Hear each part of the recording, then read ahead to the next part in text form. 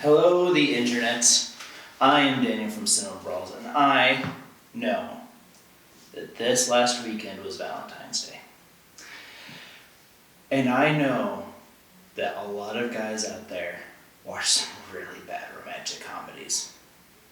And so today, we're going to talk about those. We're going to talk about the worst romantic comedy that we could possibly find so that next Valentine's Day, you know which ones to skip. I'm Daniel, that's Matt, and that's Jake. This is Cinema Brawls.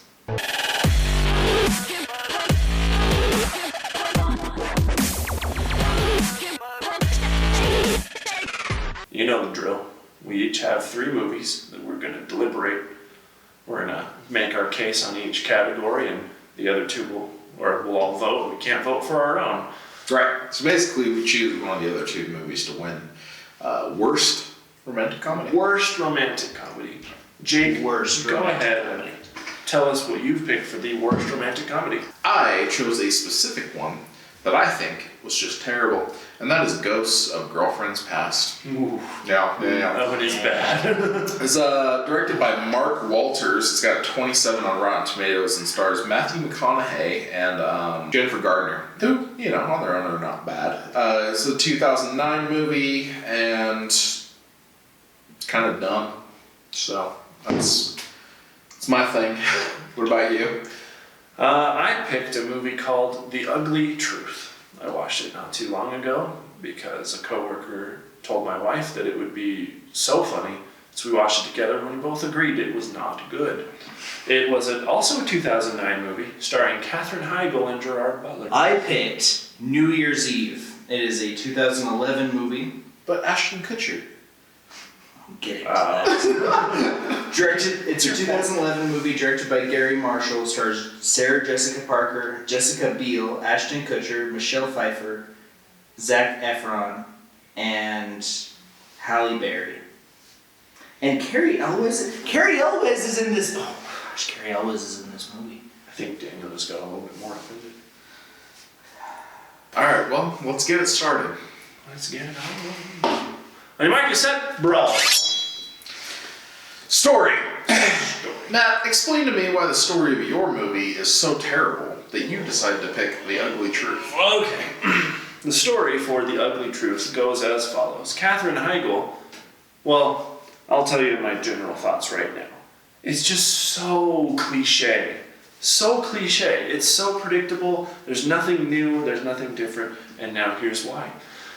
The main character, Katherine Heigl's character, is a strong, independent businesswoman that's just too busy for dating, and she has this list that the guy doesn't meet on their first date, then she's done, and she's so high maintenance.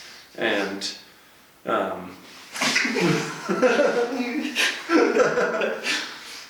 she's just so high maintenance, and it's like, oh yeah, because no romantic comedy ever has had a character like that.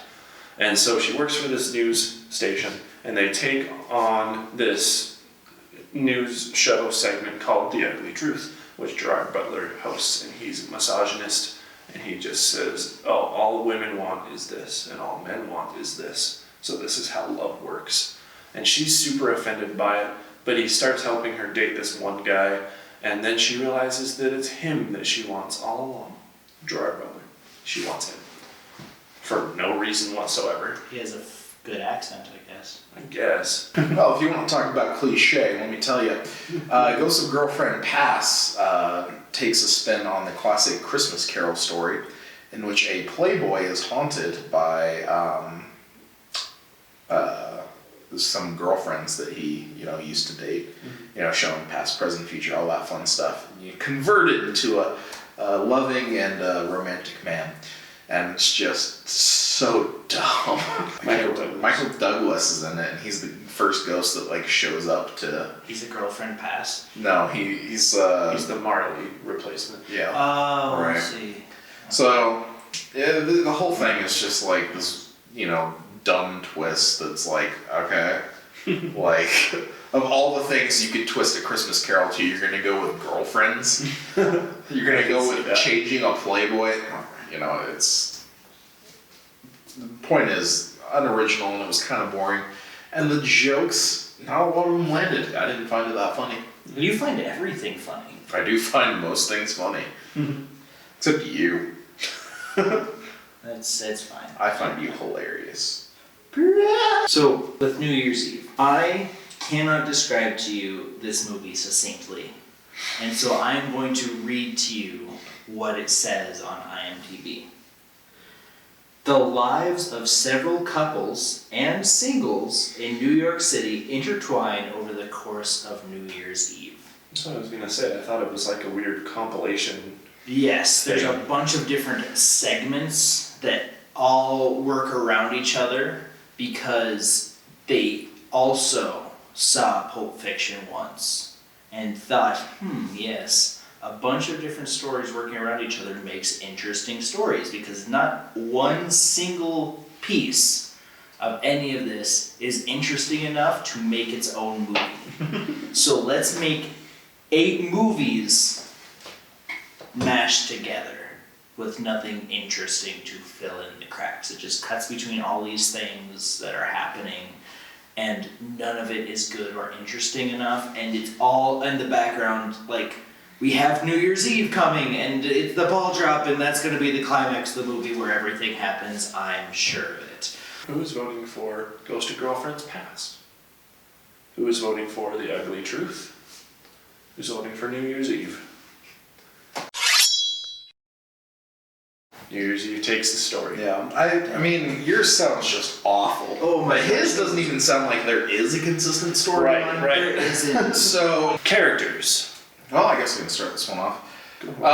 Daniel, as you know, this movie stars Matthew McConaughey. Yep. Also the star of the movie Interstellar. Yeah. Daniel's not a huge fan of Matthew McConaughey in the first place. Right. So, characters in As this... far as I am concerned, things are not alright. Right. So the character in this, I mean, as far as we're concerned, is really just Matthew McConaughey and then this one girl he's trying to fall in love with who, I mean, kind of plays a role, but not really, if that makes sense. She's the end goal. Right. And the whole movie takes its time to explore Matthew McConaughey's character, like how he ended up how he is and why he needs to change or whatever. But at the same time, it's like, okay, so he likes sleeping around, and, you know, it was because, his original girlfriend broke his heart. Like, that's never happened to anybody before. Yeah. And that's why he's such a bad person, apparently. I will give it to the movie's credit that it does work, focus on, you know, changing this guy from one thing to another, but it's like, okay. Like, I don't really see the connections here, but I'm glad you got there somehow. The characters in The Ugly Truth, as I mentioned in the story, and I'll say it again, and I probably will say it again in the future in this video, is that they're just so cliche. Even down to the poster for the movie. I'm not making fun of you, I'm actually reacting, because I've seen The Ugly Truth, and it really is bad, and the poster itself actually really bugs me. Now, see, here's the thing, is like I said, Katherine Heigl's character is this strong, independent woman that's constantly busy, because we've never seen that before. She gives us no reason to think she really wants love, you know, because she's so picky. She has this list, she shuts down every guy, and her friend that works at the studio with her is like at her wit's end, like, bro, just pick someone. And so then Gerard Butler's character comes along and he's a jerk. But psych, he doesn't actually feel that way. What he really wants is real love too. Not that he's ever shown that before. So when he confesses his love to her and she shuts him down, he gets all butthurt. But it's like, bro, you've never given us any other reason to think otherwise, you know? That's my biggest problem is, one, the two main characters aren't really likable in the first place, and two, there's no reason why they should have fallen in love with each other. It just seemed so, oh well, this is a romantic comedy, so I guess they'll just fall in love. Oh darn, lol you. That's how I felt about Bewitched. Yeah. Oh yeah. Daniel, your character. So, or lack thereof. yeah, and you have one main character Right. struggling to have a character arc. You have two main characters struggling to have a character arc. I have 43 main characters, struggling to have character At least. arcs. I mean, if I'm being honest, seeing Michelle Pfeiffer trying to pull off the mousy old lady was kind of funny. I honestly didn't recognize that it was Michelle Pfeiffer for a little bit, so that was cool, but that had nothing to do with the characters themselves. There was nothing going on the characters. For some reason, New Year's Eve is the most important moment of their entire lives, and I have no idea why. Are we ready to vote for I characters? think we're ready to vote for I characters. think I'm ready to vote for characters. Who's ready to vote for Ghost of Girlfriends Past? Who's going to vote for The Ugly Truth? Who's going to vote for New Year's Eve? Dang, tie. Well, tie. Really? You didn't like the characters in New Year's Eve? There's just so many. It's so unfocused. Name one character's name. Ashton Kutcher. No, like the character. No, you're right. No, he's got a point. Alright, well, let's move on to... Rewatchability. Matt. Would you? What? Shut up. Okay. You want to start? Rewatchability? So with rewatchability, I'm gonna be honest. I did consult my wife on this because she does know, she is in fact a WOMS and knows a little bit more about romantic comedies than I do. That's Daniel language for woman. Yeah. Anyway, so I did consult her and I talked to her about several movies. And we own actually all three of these movies. I didn't know that when I talked to her. You own all three of All these three of movies? these movies. Somehow. And with rewatchability, I don't have the desire to rewatch any of them. I feel like it's kind of a crapshoot for me for this category, just because they're all so bad, but in different ways. Why is yours the least rewatchable? I don't know. So, like I said, a coworker suggested that my wife and I watch it, and they suggested it specifically because of a certain scene in the middle, and I won't mention what it is because of a certain fan base that we have. Our moms watch this show. Right. Mine doesn't. Anyway, there's a scene in the You're middle. right. Matt's mom watches this show. You're right. Not lately. So there's a scene, and it's just awkward for everybody, and it's sexual, and it has just such dirty, so much innuendos, it's ridiculous. And look, I'm immature. I laugh at dirty jokes. There is nothing funnier than butts. But I just feel like this scene in particular was so cheap. This is the only reason why my coworker wanted us to watch it. This is the only reason I've ever heard anybody suggest this movie, is because, it has this really funny scene in the middle with, a thing. But it wasn't that funny. I just thought it was crude and kind of misplaced and Super awkward. I actually Yeah. had to leave during that scene. yeah, I just feel like it was shoehorned in there just because the producer wants us to have an hour and 45-minute runtime, but we're only at an hour 30. Let's throw in this 10 to 15-minute long sequence where she has to do a big important meeting with her boss, and it's awkward. You poor baby. That one scene was unfunny for you. Let me tell you about my movie, rom-com indeed, which was not funny in the slightest. As Daniel said, Matthew McConaughey trying to be funny just does not work for me. And Jennifer Garner can be funny, but I feel like she was not in I this. don't feel like she can. She was not. I've never once seen her be And- funny, except for Elektra. That was a joke. Sorry. You have this fun tale that, people love. Everybody loves Christmas Carol. And they just botched it. Alright. Who's voting for I keep wanting to just say, who's voting for Matthew McConaughey? Who's voting for Ghost of Christmas Past on least rewatchability? Ghost of Girlfriends Past. You know what I mean. Merits In genre? Everyone have the least merits in genre. Which one had the least impact on the rom-com? I will say, in defense of my movie being the worst, mine does have the lowest score on IMDb. Yeah, let me tell you, mine did nothing for its genre. It didn't even do anything for Matthew McConaughey. No, I mean, it was already a ripoff of something else. So, I mean, honestly, I really had to dig deep to even remember that this movie existed. Honestly, though, I completely forgot it existed until you looked it up today. I was like, oh yeah. I'm surprised you own that, man. I don't know if I can say anything about my movie. At least most people have at least heard of mine, as opposed to these other two. Still bad. It still didn't do anything for the romantic comedy genre. But if I can say this here now, I don't think rom-coms are really that great. It's a very stagnant. You're right. None of them are going to be the best, but one of them is definitely going to be the worst, and that is clearly mine.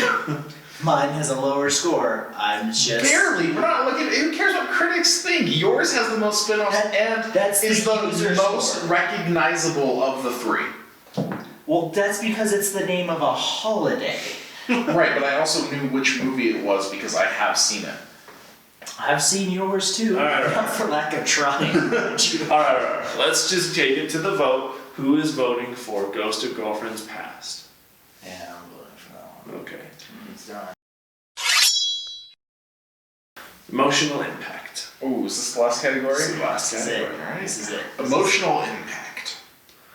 Or lack thereof. Specifically lack thereof. Specifically I'll get this out of the way right now. Like I said, I didn't really feel like there was any reason these characters should fall in love. And therefore, I did not care for them. I did not feel an extension of that love because there was no love. Your movie sounds like it would piss me there off. wasn't even chemistry. It did. It pissed me off. Yeah, I don't feel like that was the emotion that they were going for. The point is, my movie made you fall asleep, Matt's movie made you walk out, and your movie you sat through.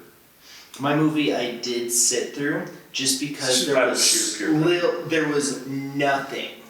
It wasn't that there was embarrassment. It wasn't that there was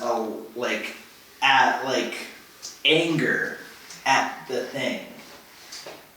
It was that there was just no emotion whatsoever. I was completely apathetic. Yeah, I think I know what I'm voting for. Let's vote.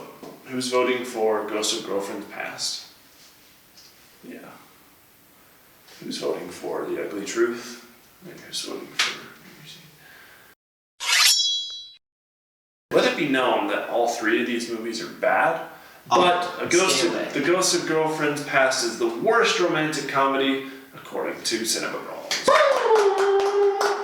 Yet again, I pick our loser. Oh man. Catch us in a couple of months when we review every St. Patrick's Day movie and see which one is the worst that you should stay away from. Is it Darby O'Gill and the Little People? It's probably Darby O'Gill and the Little People. Months, as in plural? That tracks. See you next time. Bye.